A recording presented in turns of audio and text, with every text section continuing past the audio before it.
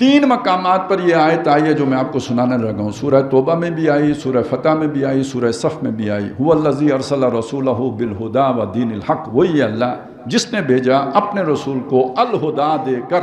یہ الہدا قرآن مجید, اور یہ قرآن مجید جو سارے رسولوں کی بات آئی تھی نا, وَأَنزَلْنَا مَعَهُمُ الْكِتَابَ, ان کے ساتھ کتاب اتاری. اس سے پہلے تھا بالبینات, 2 چیزیں تھیں نا, ایک تیسری میزان تھی. یعنی پہلے جو رسولوں کا ذکر ہے وہاں 3 چیزوں کا ذکر ہے. لَقَدْ أَرْسَلْنَا رُسُلَنَا بِالْبَيِّنَاتِ, بینات 1, اور وَأَنزَلْنَا مَعَهُمُ الْكِتَابَ 2, اور وَالْمِيزَانِ 3. محمد رسول اللہ صلی اللہ علیہ وسلم کے معاملے میں 2 چیزوں کا ذکر ہے. هُوَ الَّذِي أَرْسَلَ رَسُولَهُ بِالْهُدَى وَالدِّينِ الْحَقِّ, بینات غیب ہو گیا. کتاب کی جگہ پہ الہدا کا لفظ آ گیا.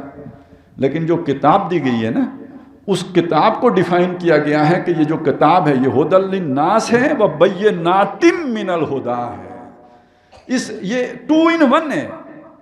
اس میں بینات بھی ہیں اور ہدایت بھی ہے, کتاب بھی ہے, فرائض بھی ہیں, احکام بھی ہیں. تو یہ 2 چیزیں اس ایک کتاب میں جمع ہیں. لہذا الہدا میں وہ 2 باتیں آ گئیں جو باقی رسولوں کے ضمن میں آئی تھیں.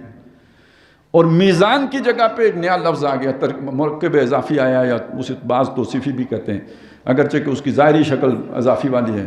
دین الحق, الحق کا دین, یعنی اللہ کا دین. دین اللہ, اللہ کا دین.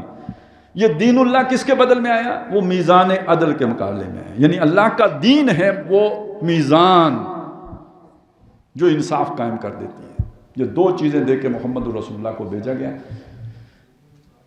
جس کا مطلب کیا ہے؟ الہدا کے ذریعے سے وہ اتمام حجت کون سے والا کریں کہ ہر بندے کو سمجھ آ جائے کہ اللہ کیا چاہتا ہے. رسولا مبشرین و منذرین لئلا یکون للناس علی اللہ حجت بعد الرسل, یہ الہدا کے ذریعے سے ہوگا. اور دین وہ میزان, اسے قائم کر کے وہ عدل قائم کر دیں جس میں لوگوں کے لیے اس ہدایت پر عمل کرنا آسان ہو جائے, مشکل نہ رہے, فیسیلیٹیٹ کر دیں. حضور نے فرمایا نا میں آسانی پیدا کرنے کے لیے آیا ہوں. ہم نے یہ سمجھا کہ نمازیں 50 تھیں, حضور 5 کرنے کے لیے آئے تھے. آسانی پیدا کرنے کا مطلب یہ تاکہ دین پر عمل کرنا آسان ہو جائے, مشکل نہ رہے. نافرمانی کرنا مشکل ہو جائے, دین آسان ہو جائے. آسانی پیدا کرنے آیا ہوں. اور جب آپ گئے ہیں تو وہ آسانی پیدا کر کے گئے ہیں نا. اب کمزور سے کمزور آدمی بھی دین پہ چل سکتا تھا, اسے ریاست سہارا دینے کے لیے موجود تھی, اسے شیلٹر دے کے گئے. اور انصاف کیسا؟ خوشحال ترین معاشرہ قائم کر کے گئے. ہر ایک کو اس کے پورے پورے حق دینے والے لوگ تیار کر کے گئے. آج بھی دنیا مثالیں دیتی ہے. عمر لاز کی بات کی جاتی ہے, میں ذرا اس میں زیادہ نہیں جاتا. ہم نے تو ایک روٹی کپڑے مکان پہ ہی ہم جھوم گئے تھے, تو وہاں روٹی کپڑا مکان ہی نہیں, تعلیم اور علاج بھی تھا.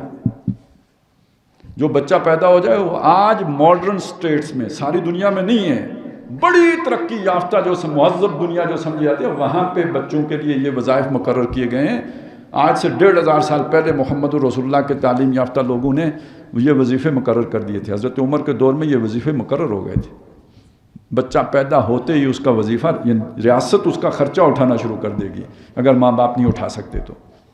خیر, یہ نظام جب حضور نے قائم کیا تو اب غم روزگار تو ختم ہو گیا نا.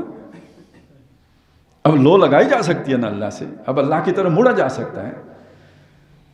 یہ تھا آپ صلی اللہ علیہ وسلم کا کام, مشن جو آپ کو دے کے بھیجا گیا.